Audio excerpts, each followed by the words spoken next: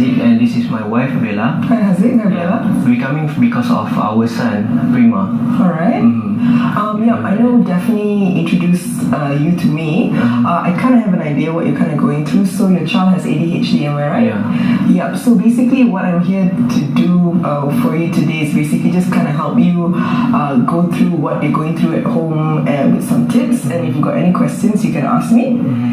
So just a quick brief through. Basically, I'm guessing your son has some attention difficulties, hyperactivity and inattention, am I right? True. So there are a couple of things that you will need to start off. First of all, I think you both are really great here today that you have accepted that your child has ADHD and you've come to seek help, and that will be the first step, because there's so many children that need support, but if the parents are not accepting, then they don't get that support.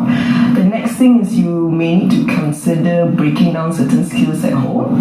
Because if attention is a problem, if giving too many tasks at one point, like Prima, finish your homework and then do the laundry and then you can have TV time, that may be too many things. So you may need to break down certain skills. For example, finish pages 1 to 3 in your Bahasa book. Be very specific. You might need to give timelines. You may need to give reinforcers. So very structure at home as well. You can even come up with positive behavior management at home. What I mean, I know it's really big words, but basically, because hyperactivity and inattention, it's almost like many of these things at this point in time, because he has not received any support, it's as though that he cannot manage these behaviors. So it's not that he's doing certain things on purpose.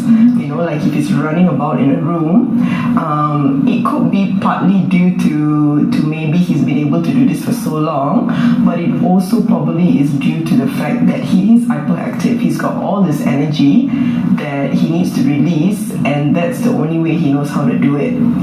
So you could possibly look into pushing him into sports, and reinforcing him for that. Like, hey, you did a really good job today at swimming, versus can you sit still? Because you've not given him an opportunity, an outlet to get rid of all of that energy. So that's how you can deal with hyperactivity. And there are many individuals actually, because I think as new parents it can be so overwhelming for you, but many individuals with ADHD go on to live very full and fulfilling lives. They're actually very successful as well. But it's all about kind of using almost their weaknesses as their strengths. So if he's got difficulties with hyperactivity, actually if you put him in a sport that he really likes and he's got all the energy, he possibly would do very well. He could probably be a state swimmer or the national swimmer. We've got a couple of kids like that as well.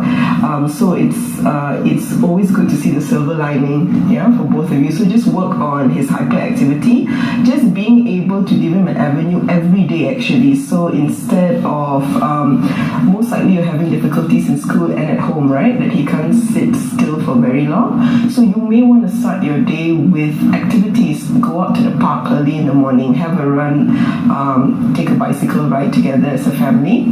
Half an hour, kind of good exercise for everybody as well. But basically you need to kind of put in your daily life an avenue for him to get rid of all of the energy or manage himself. So when he's a little bit low on energy, he can most likely concentrate more. So that's for hyperactivity. So you probably need to change how your day is like, push him into certain sports that he might like, and give him times during the day that he can use that energy positively. So what's happened is, because he's got this energy, he's using it negatively. The only way he knows, by running, throwing things about, and being really disruptive. And it may happen also in school. Right? So that's for hyperactivity. So in terms of inattention, you may find it difficult maybe for him to stick on task. So maybe completing all his homework might be difficult. So you could even look at, like I mentioned just now, breaking down skills. So instead of do your homework, hour. Like, okay, you've got half an hour, I need you to finish pages 1 to 3 of Bahasa. And then maybe break it up, give him a break to regulate, because most likely he's not built attention yet.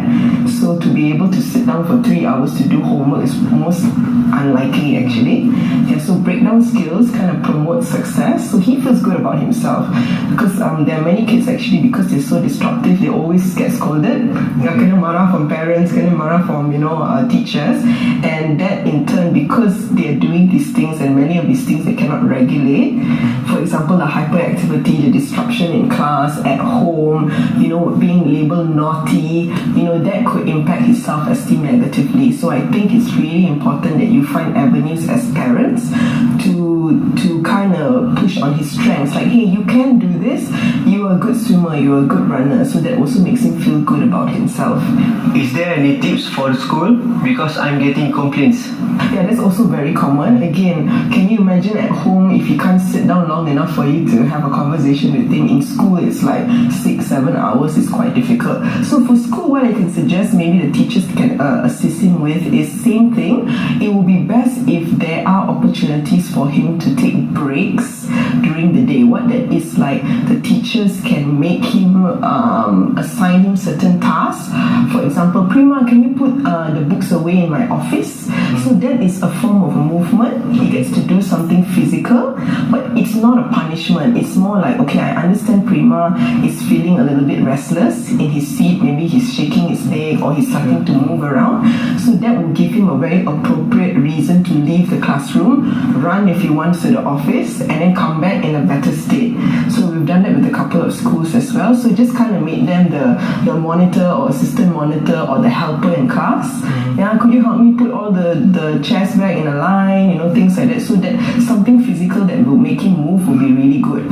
Also in school, participating in CCAs or extracurricular activities will be really good for him. So for him, because due to hyperactivity, which is your concern, you may want to look at doing something more consistent. So when I mean consistent, means maybe 1 time a week is not sufficient. You're probably looking at 2 or 3 times a week at least, on top of what you're already doing at home. But most importantly, I think at school, the teachers have to understand that his behaviors are not naughty behaviors, and they're not doing it, he's not doing it on purpose.